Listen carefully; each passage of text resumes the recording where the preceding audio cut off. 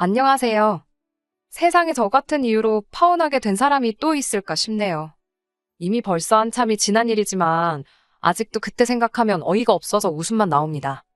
물론 그때는 속이 상하기도 하고 세상 모든 게 다 짜증날 정도였는데 지금 생각해보면 참 잘했다는 생각밖에 들지 않네요. 제 파혼 소식에 주변 지인들도 많이 놀랐고 그때는 저를 많이 위로해주고 그랬는데 나중에 와서 이야기해보니 제가 상심이 많이 커 보였어서 그때는 저를 위로해줬는데 사실 너무 어이가 없었기도 하고 상황만 두고 보면 제 대처도 그렇고 웃음을 참아야 했던 적이 한두 번이 아니었다고 하네요. 파혼하고 나서 한참이 지난 뒤에 찾아온 남자친구를 한 방 먹여줬거든요. 지금은 저도 다 지난 일이고 이야기해도 아무런 문제가 없기에 이렇게 사연으로 한번 적어보았어요. 결혼까지 약속한 남자친구는 제가 대학 졸업 후 취직을 포기하고 가게를 차리면서 처음 알게 되었습니다.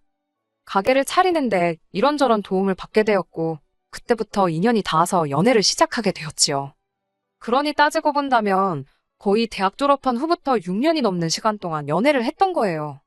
그렇기에 결혼 이야기가 오고 가는 것까지도 꽤나 자연스러웠습니다. 오래 만난 만큼 서로의 지인들한테 서로를 소개시켜줬고 하나같이 저희들은 오래오래 행복하게 잘 살 것 같다고 이야기를 해왔어요. 저도 그 말에 그 어떤 의심도 들지 않았었고 듣던 말처럼 행복한 결혼 생활이 저희를 기다리고 있을 거라 믿었습니다. 그런데 결혼 준비를 하면서 특히 남자친구 가족들을 직접 만나게 되면서 그런 확신이 조금씩 무뎌지기 시작했어요. 중간 역할을 하려 한다기보다는 그저 자기가 복잡한 상황에 처할 것 같으면 그 자리를 아예 피해버리는 식으로 대처를 하고는 했었거든요.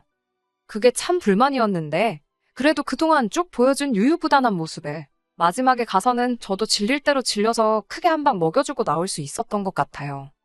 아무튼 남자친구는 다른 건 몰라도 가족 문제에 있어서만큼은 영 자신 없는 모습을 보여줬습니다. 다른 건 모르지만 남자친구가 저한테 말하길 자기가 집안의 유일한 독자라서 가족들, 친척들 이쁨만 받으면서 자라왔다고 했어요. 연애를 길게 했지만 결혼 이야기가 오가기 시작한 건 얼마 되지 않았던지라 남자친구 가족들을 직접 만날 일은 없었어요. 특히나 남자친구 혼자 서울에 올라와 지내고 있던 상황이고 본가는 서울에서 2시간 정도 더 벗어나야 있는 지역에 있었거든요. 그렇기에 더더욱 남자친구 가족을 결혼 허락을 받으러 갈 때까지 만나본 적이 없었습니다. 결혼 허락을 받기 위해 처음 남자친구 부모님께 인사를 드리는 일도 서울에서 진행이 되었어요. 원래는 제가 차가 있어서 남자친구를 제가 데리고 그 지역까지 내려갈 계획이었거든요. 그런데 남자친구가 부모님을 이쪽으로 오시라고 할 테니 저보고 고생하지 말라고 하는 거 아니겠어요. 그래도 그렇지 다른 자리도 아니고 결혼 허락을 특히나 제가 남자친구 부모님한테 처음 인사드리는 자리인데 어떻게 어른을 오라가라 하게 만드냐고 그냥 차 끌고 내려가겠다 했습니다. 애초에 남자친구는 면허를 따지 않고 있었던지라 연애하는 동안 차로 이동을 해야 할 때는 제가 항상 운전을 했었거든요. 그때는 잘만 타고 다녔으면서 이제 와서 왜 제가 운전하느라 고생할 거라 생각하는지 이해가 가지 않았어요.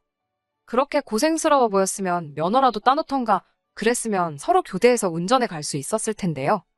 아무튼 제가 계속 부모님을 오라고 하겠다는 말에 내가 가는 게 문제없다는 식으로 계속해서 의견을 피력하니 남자친구가 난감해하는 모습을 보였습니다. 그때 이 자식이 나한테 뭔가 숨기는 게 있구나 하는 생각을 하게 되었어요. 진짜 이유가 뭐냐 물었더니 고향 내려가는데 친구들이 아내 될 사람 차 얻어 타고 온 걸 안다면 가오가 안 산다는 얼토당토하는 이유만 대고 있더라고요.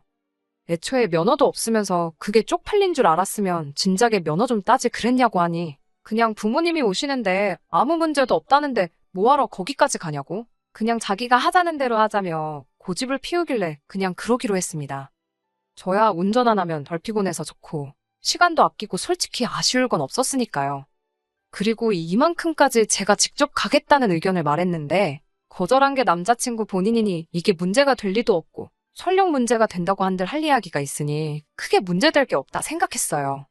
그런데 남자친구가 저를 본가까지 데려가지 않으려던 진짜 이유를 남자친구 부모님을 만나는 그날에서야 알게 되었습니다. 남자친구한테는 위로 2명의 신호가 있어요. 2사람 다 남자친구랑 나이 차가 그렇게 크게 나지 않아요. 큰 누나가 3살이, 작은 누나가 1살이었어요. 2사람 다 이미 진작에 결혼을 했고요. 저희가 한참 연애하던 중에 결혼을 했는데 결혼식을 따라간다고 했었는데 그 당시에 남자친구가 우리 누나들 만나서 좋을 거 없다고 이야기했던 게 기억이 나더라고요. 그 말을 한 게 난데없이 기억이 난 이유는 바로 남자친구 부모님한테 인사드리는 그 자리에 서울까지 신우들이 떡하니 쫓아와서 저희들을 기다리고 있었거든요. 남자친구가 누나들 얼굴을 보자마자 낯빛이 사색이 되는데 저도 뭔가 잘못된 거구나 대번에 눈치를 챌 정도였어요. 집안 독자라서 귀하게 자랐다더니 남자친구는 누나들한테 꼼짝을 못했습니다. 오히려 부모님한테 대하는 것보다 누나들 대하는 게 어려워 보였어요. 저도 남자친구 부모님한테 인사드리는 자리라고 생각했는데 이런저런 질문은 남자친구 누나들한테서나 들었지. 남자친구 부모님한테 들은 질문은 거의 없다시피였을 정도였습니다. 제가 가게를 하고 있다는 이야기를 듣더니 무슨 월 매출이 어떻고 마진은 어느 정도 가져가냐 하는 전혀 몰라도 되는 이야기까지 묻더라고요. 한 달에 제가 얼마나 버는지 집요하게 물어보길래 장사라서 그때그때 달라 정확한 금액을 알려주진 못하겠다 하고 말았어요. 그런데 제 차키를 보더니 그 정도 차를 끌면 한 달에 8,900은 버나보다 1,000은 버나보다 하면서 자기들끼리 지레짐작을 하더라고요. 차는 부모님이 사업하는데 남들한테 얕보이지 말라고 사주셨던 거기도 하고 월 수입은 들쑥날쑥하지만 평균적으로 3, 400 가져가는 게 전부예요. 잘 될 때는 500 넘을 때도 있긴 하지만 그렇다고 제가 얼마 버는지는 정확히 말해주고 싶지 않아서 말을 아꼈더니 지들끼리 대답 안 해주는 거 보니까 우리들 말이 맞았네 하면서 알아서 결론을 지어버리더군요.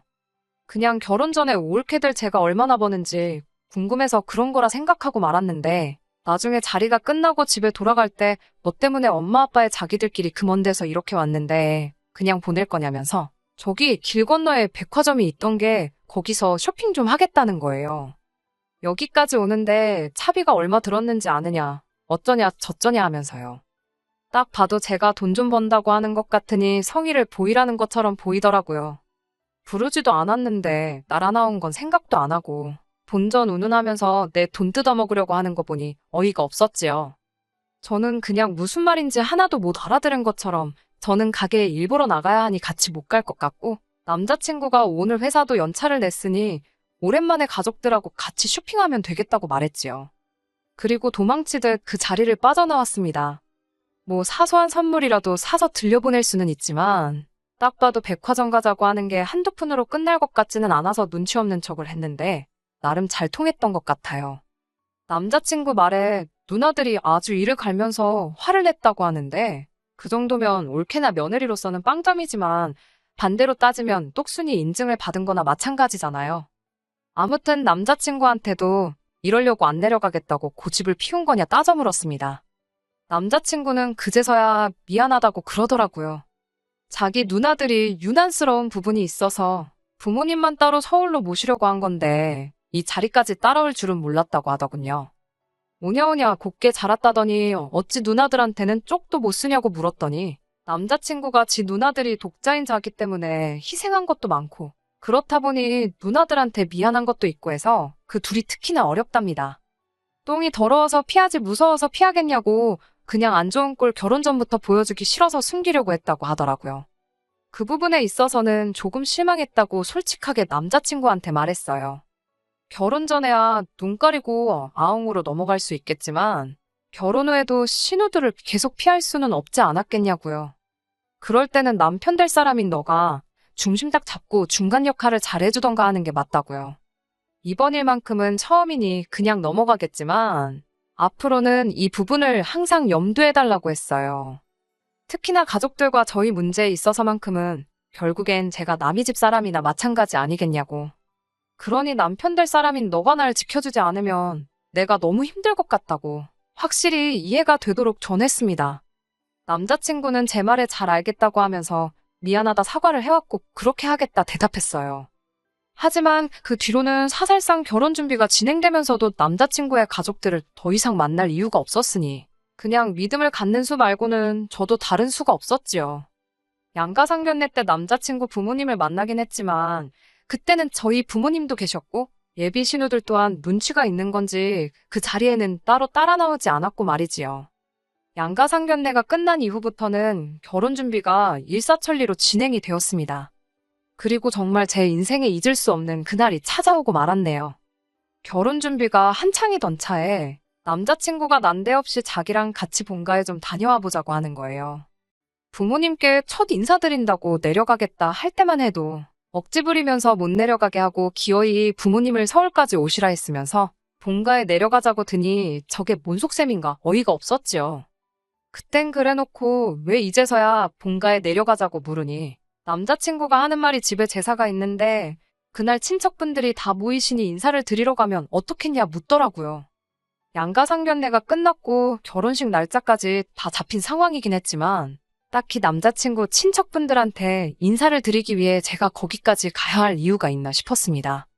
그리고 저 때문에 모인다면 고려라도 해볼 수 있었겠지만 애초에 모이는 이유가 집안 제사 때문이라잖아요. 세상에 어느 누가 미쳤다고 결혼하고 나서도 가기 싫은 제사를 결혼 전에 벌써부터 참석하고 싶어 하겠냐 했어요. 인사드리는 것도 결혼식 때 다 오실 분들 아니냐. 인사는 그때 드리면 되는 거고 그게 아니면 결혼식 이후에도 날이 있을 텐데 그때 가서 하겠다고 했어요. 제사 때문에 다녀와야 하면 혼자 다녀오라고요. 그랬더니 남자친구가 그제서야 또 우물쭈물 진실을 말해주더라고요.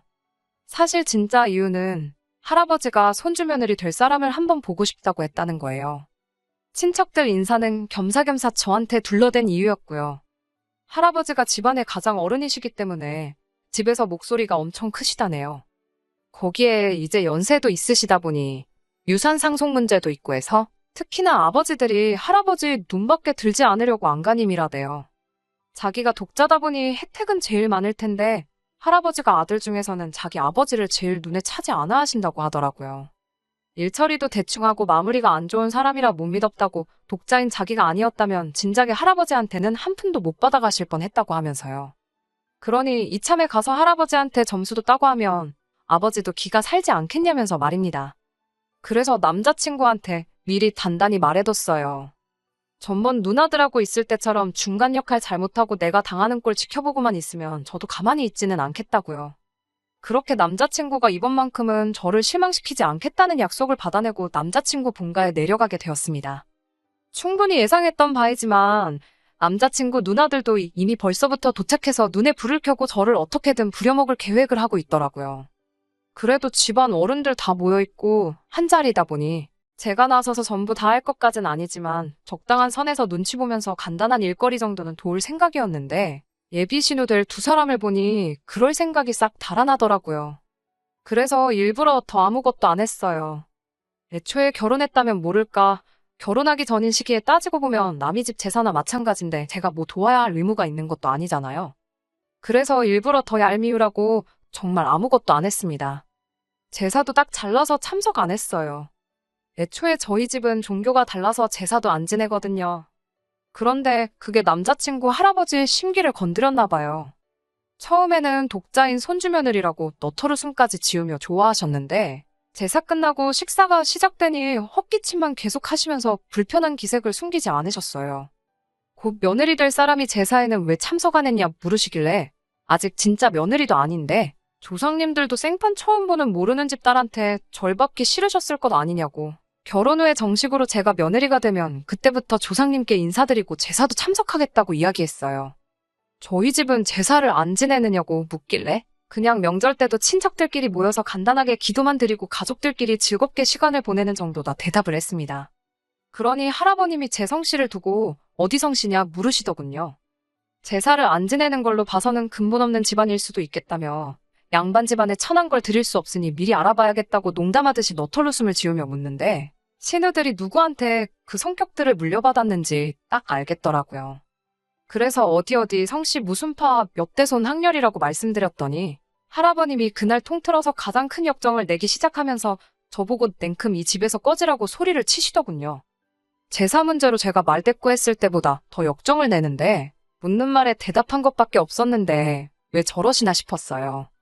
그런데 난데없이 몇백 년도 더 지난 조선시대 이야기를 꺼내면서 원래 남자친구 집안이 그때 무슨 높은 벼슬까지 했던 집안이었는데 저희 조상님 중 한 분의 관계로 귀양살이를 하게 되었고 그 뒤로 집안이 높은 벼슬길에 오르지 못했다고 하면서 집안의 원수나 마찬가지라고 하더라고요.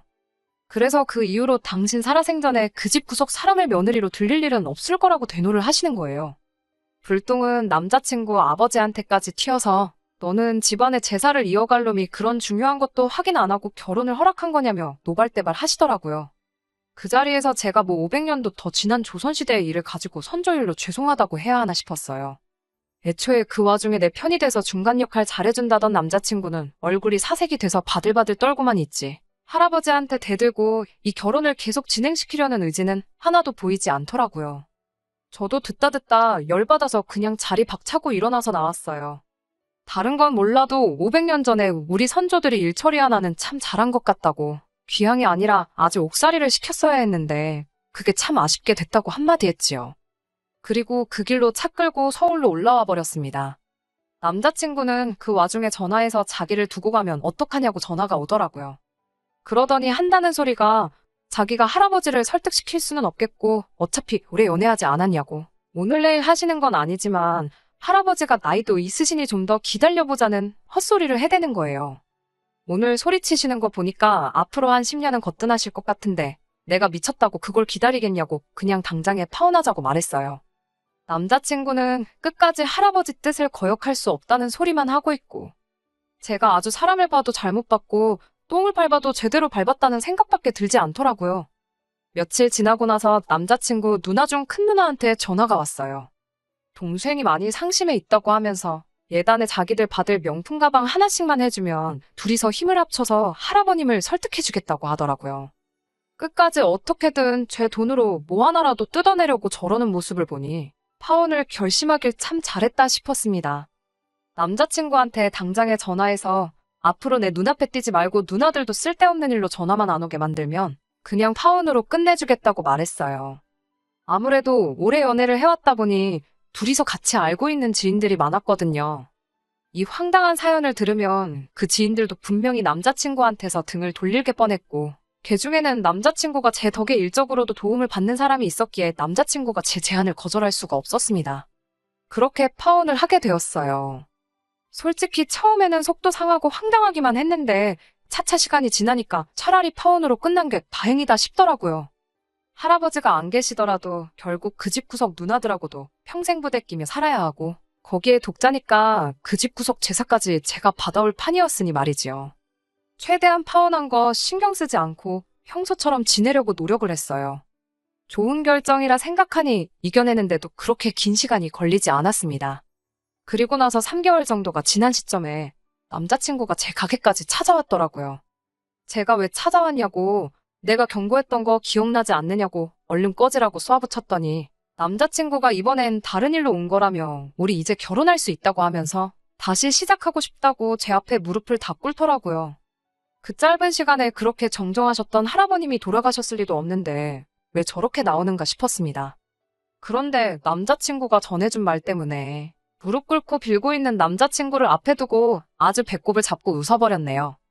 아무튼 파혼을 하게 되었고 할아버지 유산 문제로 이것저것 정리하다가 오래전부터 내려오던 족보로 좋기 몇백 년은 돼 보이던 물건을 찾았다고 하대요. 아무래도 오래된 책이다 보니 그건 따로 보관을 하고 있었고 그동안은 그냥 양장본 족보를 가지고 있었는데 오래된 만큼 역사적인 가치를 지니고 있지 않겠냐고 생각했다는 거예요. 그래서 그 책에 대한 감정을 맡겼는데 오래된 책인 만큼 사료로서의 가치를 인정받아 감정가는 후하게 나왔답니다. 그건 좋은 일인데 그 책이 알고 보니 족보는 맞는데 호적대장 같은 책이었다대요.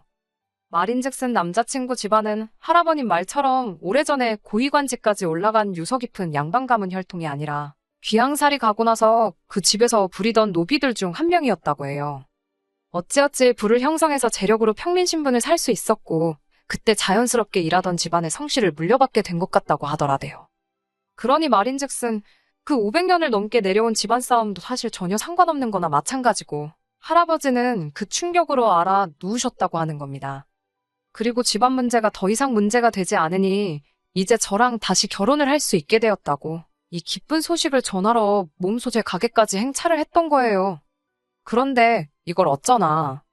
저는 이미 결혼 생각은 커녕 파혼을 결정한 게 정말 잘한 일이라고 생각하고 있었고 진짜 아무런 문제가 없다 하더라도 남자친구와는 다시 시작할 생각이 전혀 없었거든요. 그래서 한마디 했어요. 어디 근본도 없는 천한 놈이 나랑 결혼할 생각을 하냐고요. 우리 집이 제사만 안 지낼 뿐이지 니네 할아버지 말 맞다나 조선시대 때부터 벼슬하던 근본 있는 집안이지 않느냐고. 어디 감히 나랑 결혼할 생각을 하냐고 했지요. 30초 줄게 내 눈앞에서 사라지지 않으면 포졸들을 불러서 곤장형을 내리겠다고. 어디 미천한 놈이 양반 앞에서 똑바로 말을 붙이냐고 으름장을 놓으며 아주 배꼽을 잡고 웃었네요. 아직도 그때 그 분해하던 남자친구 표정을 잊을 수가 없어요. 그날 남자친구 할아버지 앞에서 큰 소리치고 자리 박차고 나왔을 때보다 속이 훨씬 더 후련했네요. 남자친구 딴에는 집안끼리의 문제로 비극적인 이별을 하게 된 거라 생각했나 봐요. 제가 파혼을 결정한 건 남자친구 가족들과의 문제도 컸지만 가장 결정적인 이유는 결단력 없고 중요할 때 제 편 한번 들어주지 못하는 못 믿어온 모습 때문이 가장 컸거든요. 여태까지 이 파혼의 이유가 자기한테 문제가 있는 게 아니라고 생각했던 남자친구한테 제대로 참교육을 해줬습니다. 6년을 넘은 인연의 종지부를 찍긴 했지만 말씀드렸던 것처럼 저는 이 파혼이 제 인생에서 가장 잘 내린 결정 중에 하나라고 생각해요. 아무리 집에 돈이 많으면 뭐 하나요? 저희 집도 부족함이 없고 저도 제 사업하면서 잘 먹고 잘 살고 있는데 말이에요. 아마 남자친구는 할아버지 유산을 혼자 다 물려받아도 지 누나들한테 다 빼앗겼을 거예요. 평생 남의 편으로 살 남편을 믿고 사는 것보다 평생을 혼자 살더라도 제 자신을 지킬 수 있는 결정을 내렸으니 후회는 없습니다. 끝까지 들어주셔서 감사합니다. 오늘의 사연은 여기까지입니다. 구독과 좋아요, 알람 설정 부탁드리고 더 좋은 사연으로 다시 찾아뵙겠습니다. 감사합니다.